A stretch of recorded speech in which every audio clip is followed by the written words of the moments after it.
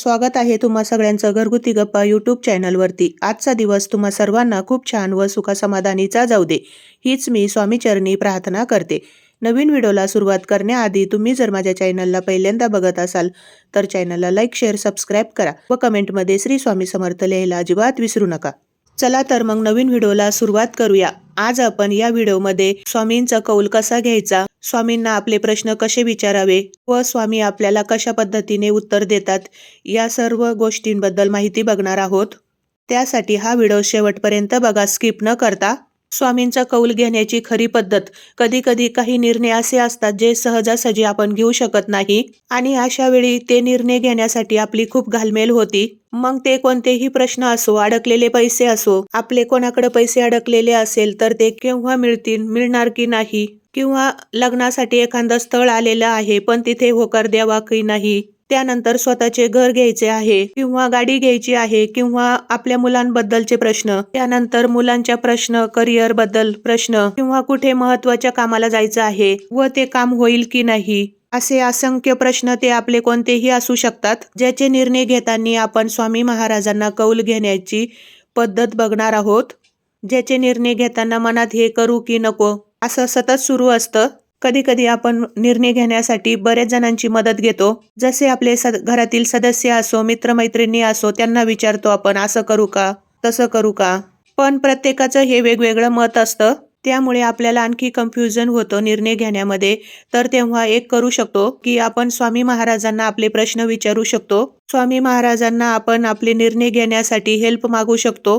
आता एखाद्याला वाटण महाराज थोडी स्वतः बोलतात किंवा उत्तर देतात, तर हो, महाराज नक्कीच त्यांच्या भक्तांना उत्तर देतात। सगळ्यात आधी तर स्वामींवर आपला पूर्ण दृढ विश्वास असला पाहिजे। तर स्वामी महाराजांनी जरी आपल्या मनाविरुद्ध निर्णय दिला तरी आपण तोच निर्णय पाळणार आहोत किंवा स्वीकारणार आहोत आणि तोच निर्णय आपल्यासाठी शेवटचा असणार आहे। महाराजांच्या आज्ञेबाहेर जाऊ नये, कारण जर स्वामींनी एखादा निर्णय नकारात्मक दिला तर तो नक्कीच आपल्या हितासाठीच असेल, कारण महाराज हे त्रिकालदर्शी आहे, त्यांना सर्व माहिती असतं, तुमच्यासाठी काय चांगलं काय वाईट हे सर्व स्वामी जाणतात आणि त्यामुळे कधी कधी उत्तर आपल्या मनाविरुद्ध सुद्धा येतं आणि महाराजांसमोर प्रश्न उत्तरे करणे हा काही खेळ नाही। म्हणूनच जर तुमची महाराजांवर नितांत श्रद्धा असेल तरच महाराजांचा कौल घ्यावा किंवा त्यांना प्रश्न विचारावे। जर उत्तर आपल्या मनासारखे आले तर वा वा, छान छान, आणि जर नकारात्मक उत्तर आले तर नाही नाही, असं काही नसतं, असं वगैरे काहीही मनामध्ये आणू नये। स्वामी समर्थांपुढे चिठ्ठ्या टाकून निर्णय घेण्याचा संदर्भ हा श्री स्वामी चरित्र सारामृतामध्ये देण्यात आलेला आहे। नित्यसेवा आपण करतो तर आपल्या वाचनात नेहमी येते,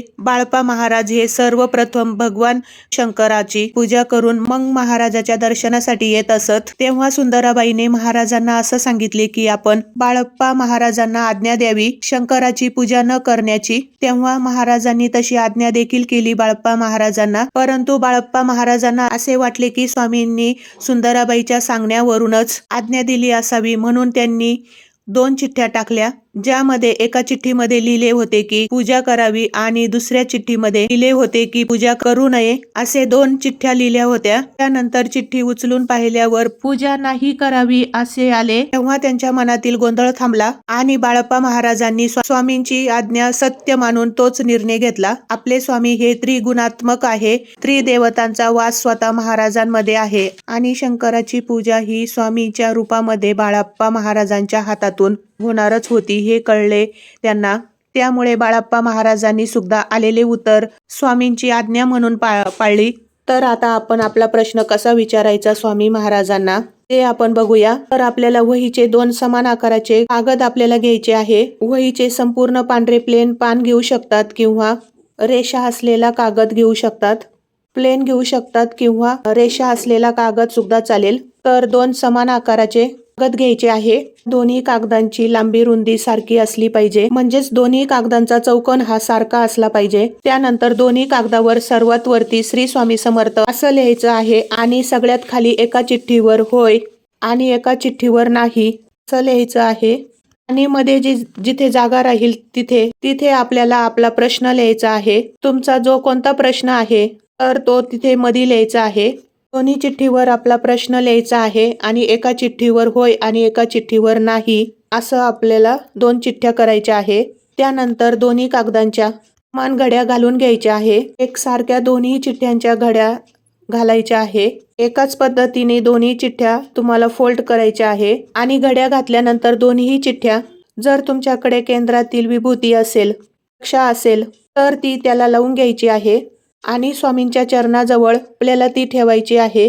तुमच्याकडे मूर्ती असेल तर तिच्या चरणाजवळ ठेवा आणि जर फोटो असेल तर फोटोच्या समोर स्वामींच्या पायाशी आपल्याला दोन्ही चिठ्ठ्या ठेवायच्या आहे व त्यानंतर आपल्याला 11 माळी श्री स्वामी समर्थ जप करायचा आहे. नंतर स्वामींना नमस्कार करायचा आहे, मुजरा करायचा आहे आणि जर आपल्या घरामध्ये कोणी लहान मुलं असेल तर त्यांच्या हाताने त्यातली एक चिठ्ठी उचलायची आहे किंवा जर कोणी लहान मूल नसेल तर आपण स्वतःही डोळे बंद करून स्वामींचे नाव घेऊन एक चिठ्ठी त्यातली उचलायची आहे आणि त्यामध्ये जे काही उत्तर येईल ते आपल्याला स्वामींची आज्ञा म्हणून पाळायची आहे किंवा स्वीकारायचे आहे. उत्तर जर नाही वगैरे असं आलं तर आणि तरीही जर तुमच्या मनाला असं वाटलं की नाही हे मला करायला पाहिजे आणि तरी सुद्धा तुम्ही जर ते केलं तर काही दिवस आपल्याला व्यवस्थित वाटेल, पण पुढे चालून आपल्याला त्या गोष्टीचा त्रास होऊ शकतो. म्हणजे जर स्वामींनी आपल्याला नाही असा कौल दिला आणि आपण तरीही ती गोष्ट केली तर आपल्याला पुढे चालून त्या गोष्टीचा त्रास होऊ शकतो. त्यामुळे स्वामींचीच आज्ञा मानावी, स्वामींच्या आज्ञेबाहेर जाऊ नये. स्वामींचं त्या कामासाठी हो असेल तर हो, नाही असेल तर नाही. आणि त्यामुळे मी परत एकदा सांगेन की जर आपली दृढ श्रद्धा असेल स्वामींवर तरच महाराजांना कोणताही प्रश्न विचारा आणि तो स्वीकार करावा, हो किंवा नाही. जे उत्तर येईल ते स्वीकार करावे. तर ही अत्यंत महत्त्वाची माहिती जर तुम्हाला आवडली असेल, व्हिडिओ आवडला असेल तर चॅनलला लाईक करा व चॅनलला पहिल्यांदा बघत असाल तर सबस्क्राईब करा. त्याचबरोबर बेल आयकॉनलाही प्रेस करा जेणेकरून माझे नवीन व्हिडिओजचे नोटिफिकेशन हे सर्वात आधी तुम्हाला मिळेल. चला तर मग भेटूया अशाच पुढल्या एका नवीन व्हिडिओमध्ये. तोपर्यंत श्री स्वामी समर्थ, श्री अवधूत चिंतन, श्री गुरुदेव दत्त, श्री स्वामी समर्थ.